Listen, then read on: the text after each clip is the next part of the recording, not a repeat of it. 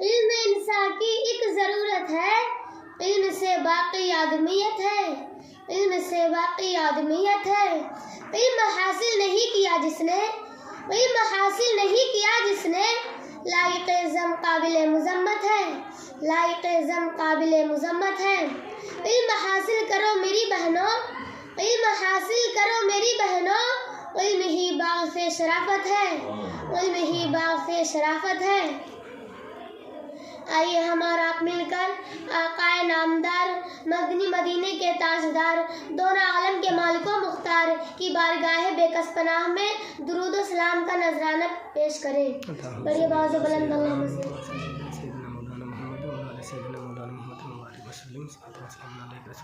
صل۔ میرے تقریر کا عنوان ہے تعلیم نسواں۔ خواتین ملت اسلامیہ، آج میں تعلیمی نسواں کی اہمیت و افادیت پر روشنی ڈالنا چاہتی ہوں اور بتانا چاہتی ہوں کہ ایک خاتون کی زندگی میں علم کی کتنی ضرورت ہے۔ علم کی اہمیت کا انکار نہیں کیا جا سکتا۔ انسانی زندگی میں کھانا پینا بے حد ضروری ہے، لیکن اس سے کئی زیادہ ضروری چیز علم ہے۔ آب و دانہ کی ضرورت شب و روز میں صرف 2 مرتبہ پڑتی ہے اور علم کی ضرورت ہر ایک سانس پر پڑتی ہے۔ علم کے ذریعے انسان معلوم کرتا ہے کہ اخلاق و تہذیب کس چیز کا نام ہے، محبت و مروت کسے کہتے ہیں، عروج و ارتقاء کا راستہ کون سا ہے، سماجی زندگی میں کامیابی اور کامرانی کس شے کے ذریعے ممکن ہے۔ علم حیات انسانی کا وہ چراغ ہے جس کے بغیر انسان اپنی کشتی حیات ساحل نجات نہیں لگا سکتا، بلکہ جہالتوں کی تاریک بھور میں گھٹ گھٹ کر ہلاک ہو سکتا ہے۔ یعنی حیات انسانی کی کوئی بھی سمت بغیر علم کے متعین نہیں ہو سکتی، خواہ دینی ہو یا دنیاوی، امور خارجی ہو یا داخلی، سماجی ہو یا وحدانی، کسی بھی سمت کا پا مقصد تعین بغیر علم کے ناممکن ہے۔ علم کو چھوڑ کر انسان ایک پل زندہ رہ نہیں سکتا، علم کو چھوڑ کر انسان ایک پل زندہ رہ نہیں سکتا، علم سے کورا جو بھی ہے ایک قدم آگے بڑھ نہیں سکتا، علم سے کورا جو بھی ہے ایک قدم آگے بڑھ نہیں سکتا۔ نام و شہرت جو چاہتی ہو تم تو تھام لو علم کا دامن، نام و شہرت جو چاہتی ہو تو تھام لو علم کا دامن، جو بھی دنیا میں رہتا ہے جاہل وہ ترقی پا نہیں سکتا، جو بھی دنیا میں رہتا ہے جاہل وہ ترقی پا نہیں سکتا۔ خواتین ملت اسلامیہ، بچوں کی تعلیم و تربیت میں ماں کا بڑا دخل ہوتا ہے۔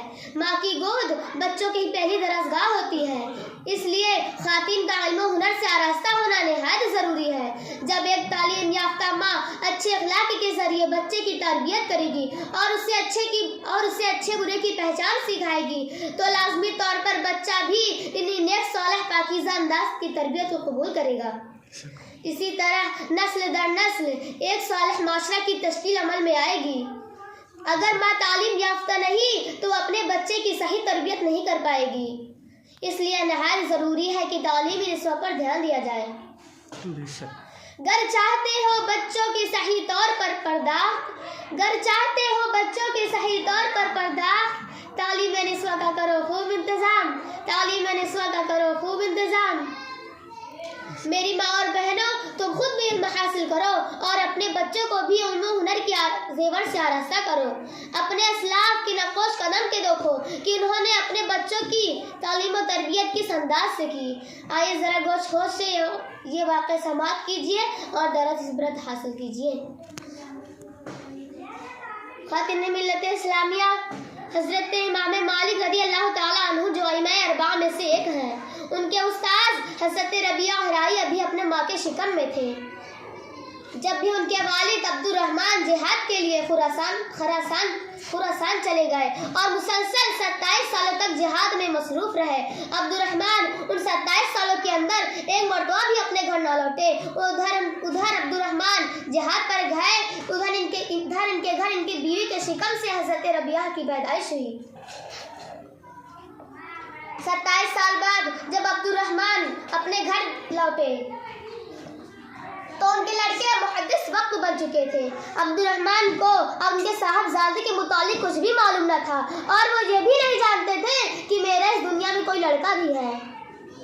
عبدالرحمن جب گھر پہنچے اور دروازہ کھٹکھٹایا تو حضرت ربیعہ نے دروازہ کھولا. نہ ربیعہ نے انہیں پہچانا کہ وہ میرے باپ ہے اور نہ عبدالرحمن نے ربیعہ کو پہچانا کہ وہ میرا لڑکا ہے. حضرت ربیعہ نے عبدالرحمن کو گھر میں جانے سے روکا،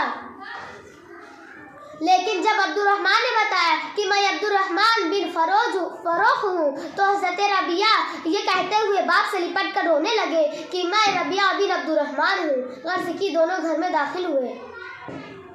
عبدالرحمن جب قدر مطمئن ہوئے تو ان کو وہ 30,000 اشرفیہ یاد آئی جو جہاد کے لیے روانگی کے وقت اپنے بیوی کو سونپ گئے تھے.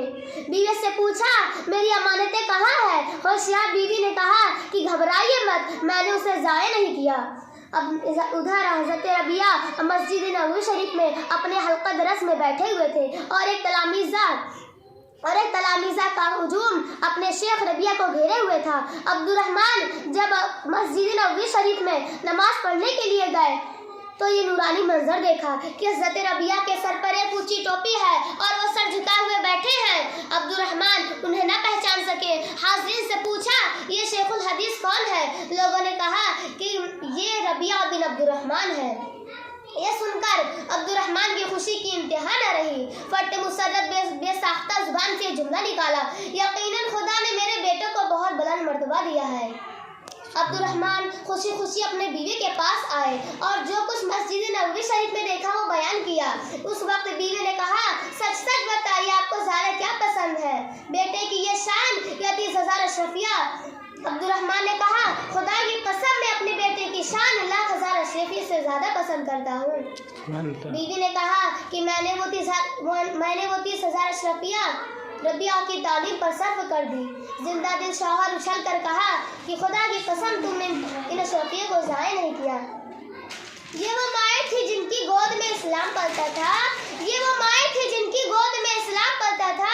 اسی غیرت سے انسان نور کے سانچے میں ڈھلتا تھا، اسی غیرت سے انسان نور کے سانچے میں ڈھلتا تھا.